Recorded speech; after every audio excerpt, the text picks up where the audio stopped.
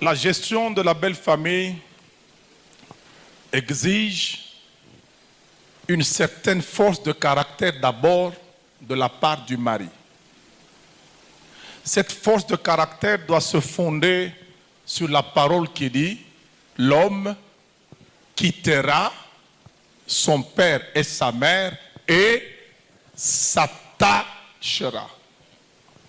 Mais l'équilibre de ce passage, vous allez le trouver dans « Il n'est pas dit l'homme abandonnera son père et sa mère, mais il le quittera ». Qu'est-ce que ça signifie quitter son père et sa mère? C'est ici que je voudrais nous amener à comprendre quelle est l'importance d'être marié et qu'est-ce que la femme, en tant que don de Dieu, vous apporte par le lien du mariage.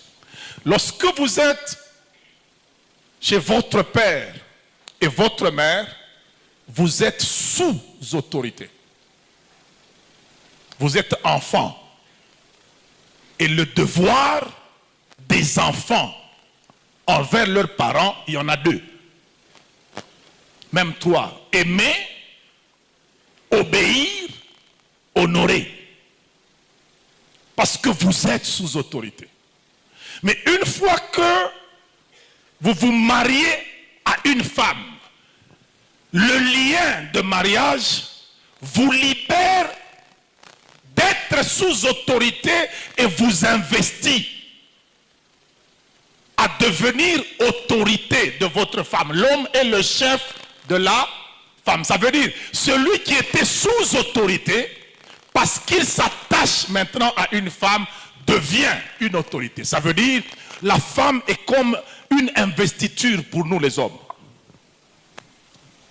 Et une fois que on devient autorité, chef, on n'est plus tenu à la règle de l'obéissance des parents.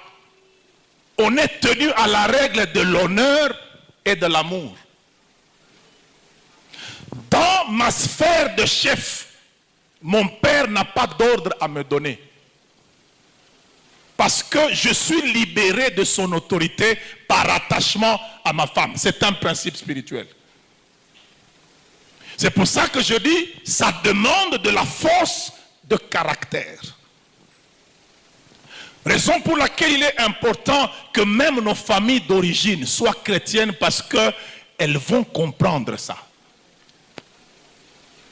Maintenant, dans la sagesse de la gestion des relations couple et belle famille, il est bon que l'homme, tout comme la femme, deviennent des agents d'intégration de l'un dans sa famille et de l'autre.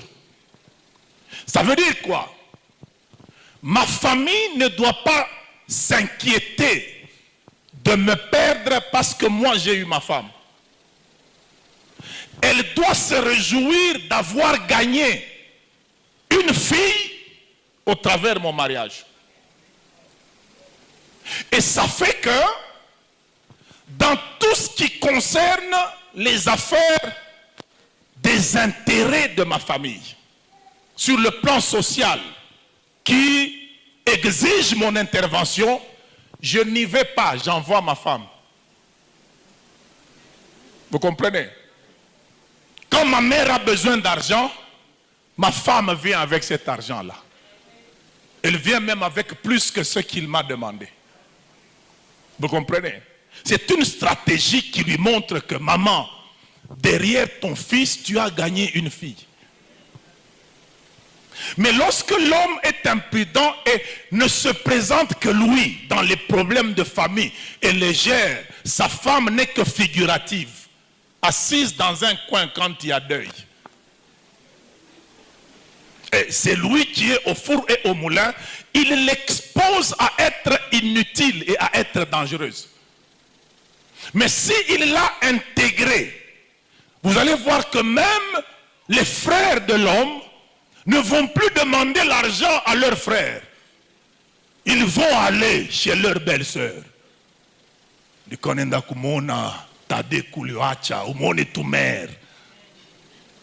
Et c'est ça la stratégie. Maintenant, pour approcher aussi les membres de famille dans la maison, faites la même chose. Tu veux que ton frère vienne chez toi, demande à ton mari d'aller le chercher. Tu veux que ton frère vienne chez toi, demande à ta femme d'aller le chercher. Et quand il viendra à la maison, dis-lui, tu vois que ce n'est pas moi qui t'ai amené ici.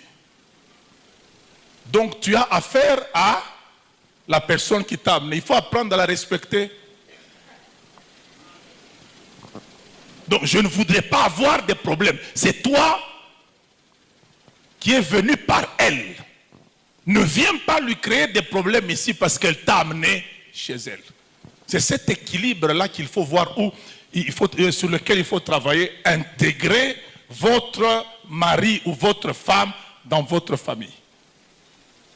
Mais si vous laissez l'un comme l'autre gérer les choses comme ça, c'est là que ça s'écarte. Alors, quant à rentrer sur l'affaire de la première question du téléphone, nous sommes dans un cadre chrétien. Pas plus tard qu'il y a quelques jours avant que je ne vienne ici à Goma,